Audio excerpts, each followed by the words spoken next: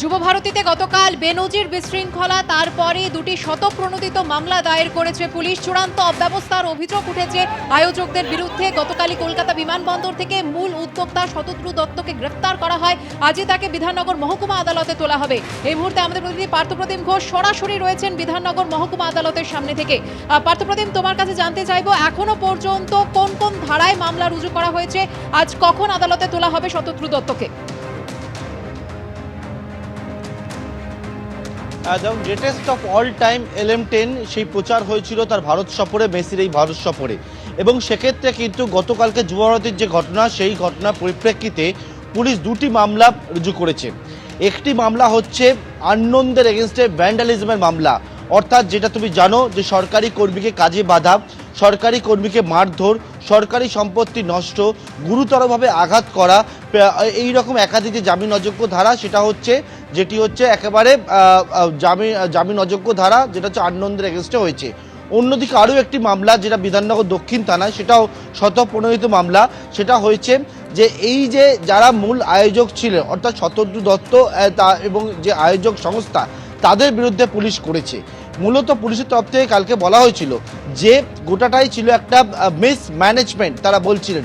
এবং গতকালকে মেসিকে নিয়ে আসার পর যে যে বিষয়গুলো ঘটেছিল, সেইটা আগে থেকে যে কোনো রকম কোনো পরিকল্পনা ছিল না, যার জন্য কিন্তু লিও মেসিকে মাঠ ছাড়তে হয় এবং তার পরবর্তীকালে একেবারে দর্শক আসন থেকে যে উত্তেজনার পারদ, সেটা একেবারে গ্রাউন্ডের মধ্যে এসে পৌঁছায় এবং এরপর যে শতদ্রু দত্ত মূল আয়োজক তাকে গ্রেপ্তার করা হয়েছে।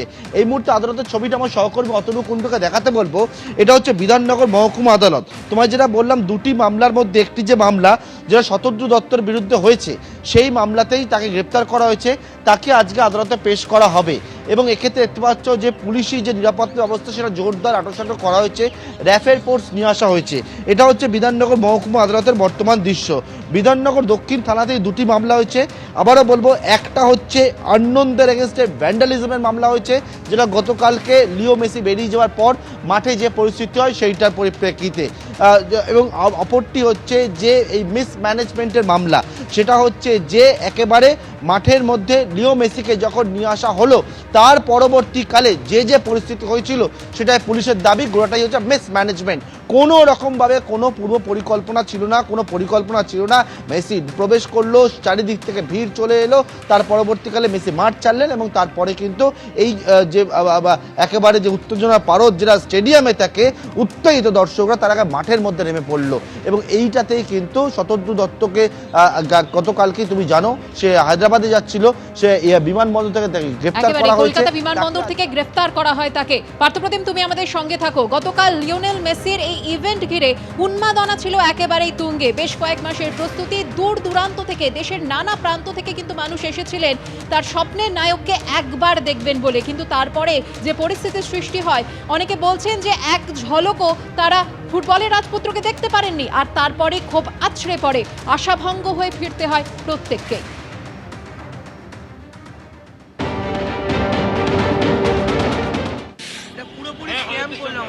কৃষ্ণনগর থেকে দেখার সুযোগই পাওয়া গেল না। রাজনীতি, খালি সব দিকে রাজনীতি। দিদি দাদা নিজেদের দল খেলাচ্ছে, খালি নিজেদের দল খেলিয়ে চলে যাচ্ছে। আমার 7,000 টাকা টিকিট ছিল।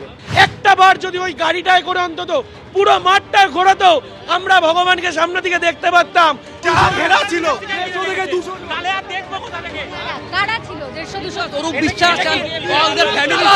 তৃণমূলের চটি যারা দালালরা ছিল, দালাল অরূপ বিশ্বাস, অরূপ বিশ্বাসের ফ্যামিলি মিটআপ, অরূপ বিশ্বাসের ফ্যামিলি মিটআপ না আমাদের মতো সব ফুটবল ফ্যানদের পয়সায় আজকে অরূপ বিশ্বাস সেলফি তুলতে এসেছে এখানে। আমরা যেখানে রয়েছি সেখান থেকে একটা বিন্দু অবধি ওকে দেখা যায়, একটা বিন্দু অবধি ওকে দেখা যায়। কত টাকা দিয়ে টিকিট কেটেছি আমি? 11,800 টাকার টিকিট কেটেছি, এক ফোঁটা দেখতে পাই। একদম ছোট্ট, দেখাই যায়নি। 100টা মানুষ ঘিরে আছে একসাথে, 100টা মানুষ। পলিটিক্যাল লিডারদের চামচা আর পুলিশের লোকজন মিলে ঘিরে রেখেছে পুরো। কাউকে দেখতে পাইনি, কিচ্ছু দেখতে পাইনি। I came here from Bangalore to just to visit and see my goat, but there is absolutely disaster. 2 दिन से यहाँ पर हूँ just to see Messi. and I couldn't even see a glimpse of it. That's a very preposterous. আমাদের email করে বলা হয়েছে এই হবে ওই হবে তাই হবে, শাহরুখ খান আসবে, গ্র্যান্ড শো হবে, আর আজকে এত এক্সপেকটেশন নিয়ে এসে এইরকম হচ্ছে। শুধু ফায়দা তুলেছে ফিল্ম স্টার আর পলিটিশিয়ানরা। আমি অনেক ভালোবাসি মেসিকে, আমি ভেবেছি যে অনেকটাই দেখতে পাবো, কিন্তু সেটা হলো না। এরম ভাবে জড়িয়ে ধরে ছবিটা তুলুন, ছবিটা এটা কি হচ্ছে? উনি ফ্রিতে এসছে, আমরা টাকা দিয়ে এসছি। পুলিশ যারা এখন এত তৎপরতা দেখাচ্ছে, তারা যদি এই তৎপরতা দেখায়নি, ডিপল যে প্লেয়ার, সে প্লেয়ার পর্যন্ত মানুষ সরাচ্ছে, কারণ তারা মেসির গায়ে উঠে যাচ্ছে, মেসিকে জড়িয়ে ধরছে। এর থেকে বাংলা টলি ইন্ডাস্ট্রি যারা সিরিয়াল করে তারা বেশি গার্ড পায় আমাদের এখানে। प्लेन से आए हैं, 10,000 का टिकट था, 10,000 अब जाने का टिकट है फ्लाइट का, और 15,000 स्टेडियम का टिकट था।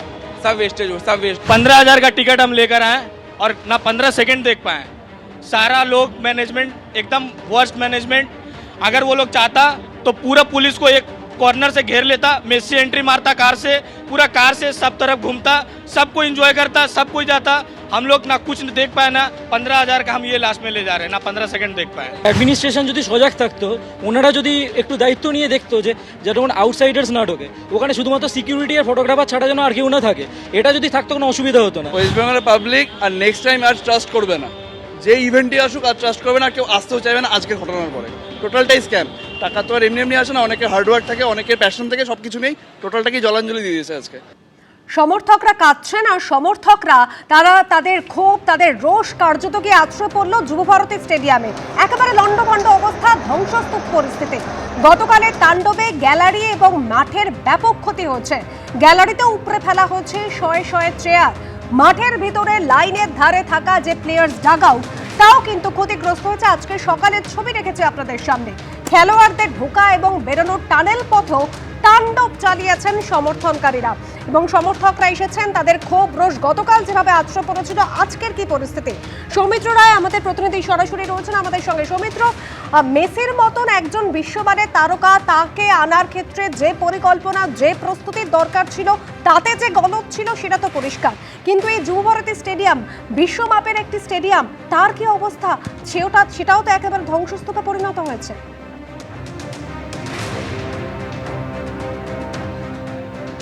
অনুষু, একদমই এই যুবভারতী স্টেডিয়াম এশিয়ার অন্যতম নামী স্টেডিয়াম। এই যুবভারতী স্টেডিয়াম, এখানে অনেক ঐতিহাসিক ম্যাচের সাক্ষী থেকেছে এই স্টেডিয়াম। তবে এই স্টেডিয়ামে গতকাল যে ঘটনা ঘটেছে, যে তাণ্ডবলীলা চলেছে, এর আগে এই তাণ্ডবলীলা চলেনি। তবে যেটা পরিসংখ্যান বলছে যে 1988 সালে কলকাতা লিগের ডার্বি ম্যাচ হয়েছিল এখানে। সেখানে ইস্টবেঙ্গল মোহনবাগান ম্যাচে মোহনবাগানের ফুটবলার সত্যজিৎ চট্টোপাধ্যায়কে রেড কার্ড দেখানো হয়, সেই নিয়ে একটি ঝামেলা হয়, এবং সেই 1988 সালের ডার্বিতে এখানে এই যে বাকেট চেয়ার, সেই বাকেট চেয়ার ছুঁড়ে দর্শকরা অ্যাথলেটিক্স যে ট্র্যাক, সেই ট্র্যাকে ছুঁড়ে ফেলেছিল। অর্থাৎ বাকেট চেয়ার নিয়ে গতকাল যে ঘটনা ঘটেছিল, সেই ঝামেলা, বাকেট চেয়ার তুলে দর্শকরা মাঠের মধ্যে যে ছুঁড়ে ফেলেছিল, সেটা 1988 সালের ডার্বিতে ইস্টবেঙ্গল মোহনবাগান ম্যাচে হয়েছিল। কিন্তু গতকাল যে বাকেট চেয়ারগুলোর অবস্থা, মানে আমি বলতে চাইছি যে অগুন্তি বাকেট চেয়ার, অতটা ঝামেলা 1988 সালের ডার্বিতে হয়নি। কিন্তু সেবার যে ডার্বিতে যে ঝামেলা হয়েছিল, তারপরেই তৎকালীন ক্রীড়ামন্ত্রী সুভাষ চক্রবর্তী এই যে বাকেট চেয়ার, গ্যালারিতে তুমি যে বাকেট চেয়ার দেখতে পাচ্ছ, তৎকালীন যে বাকেট চেয়ার ছিল, সমস্ত বাকেট চেয়ার তুলে ফেলা হয়েছিল, শুধুমাত্র ভিআইপি বক্সে বাকেট চেয়ারগুলো রেখে দেওয়া হয়েছিল। তারপর 2017 সালে অনূর্ধ্ব-17 বিশ্বকাপের সময় ফিফার সহযোগিতায় এবং রাজ্য সরকারের যৌথ উদ্যোগে, মূলত ফিফা আর্থিক সহায়তা করেছিল, যেহেতু এখানে অনূর্ধ্ব-17 বিশ্বকাপ হবে, এবং সে রাজ্য সরকার সহযোগিতা করেছিল। 2017 সালে এই গোটা স্টেডিয়াম জুড়ে এখানে বাকেট চেয়ার বসানো হয়। সেক্ষেত্রে কি হয়, এই যে যুবভারতী, এখানে আগে দর্শক আসন ছিল 1,20,000। এই বাকেট চেয়ার বসানোর ফলে সেই দর্শক আসন কমে গিয়ে দাঁড়ায় হচ্ছে 67,000। এবং যখন ডার্বি ম্যাচ হয়, সেই যেহেতু derby match, East Bengal Mohun Bagan match, দুটো দলের সমর্থকদের মধ্যে যাতে কোনো ঝামেলা না হয়, কিছু চেয়ার ফাঁকা রাখতে হয়, সেই কারণে দর্শক আসন কমে গিয়ে 60,000 থেকে 62,000 হয়ে যায়।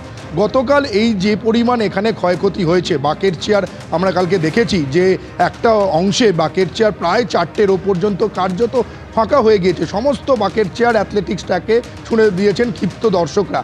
ফলে এই এখন সবথেকে বড় প্রশ্ন হচ্ছে এই যে 2017 সালে অনূর্ধ্ব-17 বিশ্বকাপের সময় এই যুবভারতীকে যে ঢেলে সাজানো হয়েছিল, সুন্দর করে বাকের চেয়ার বসানো হয়েছিল, গতকালের ঘটনার পর এই যুবভারতীর কতটা পরিমাণ ক্ষয়ক্ষতি হয়েছে, কত টাকার ক্ষয়ক্ষতি হয়েছে, এটা এখন সবথেকে বড় প্রশ্ন।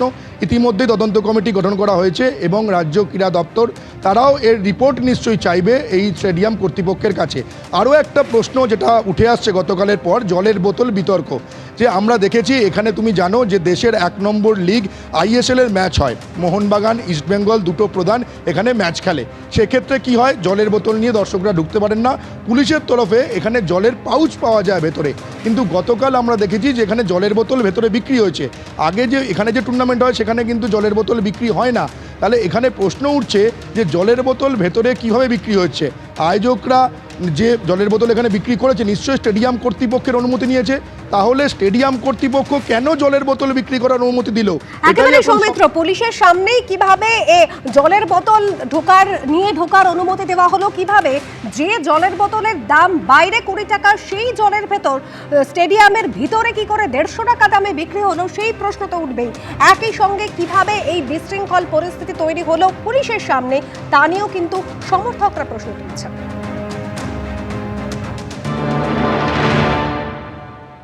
ওই মুহূর্তে কেউ বুঝতে পারেনি যে এরকম সিচুয়েশন হয়ে যাবে। দর্শকরা পুরো একদম বোতল ছোড়াছড়ি, তারপর চেয়ার ভেঙে ফেলতে স্টার্ট করে দিয়েছিল। আমরা তো ভাবছি কি হলো হঠাৎ, তারপর দেখছি এদিক থেকে ব্যানার ফ্যানার সব ছুঁড়ে ফেলতে লাগলো, ওই দিক থেকে বোতল ছুঁড়ে এদিকে ফেলাফেলি স্টার্ট হয়ে গেল। আমরা তো ভয় আক্রান্ত, গেট লাগিয়ে এখানে চলে আসে। এটা ওখান থেকে ছুঁড়ে সব এখানে মারছিল, চেয়ার ছুঁড়ে ফেলছিল এখানটায়। কতটা ভয় পেয়ে গেছিলেন? বহুত। এবিপি আনন্দ, এগিয়ে থাকে, এগিয়ে রাখে।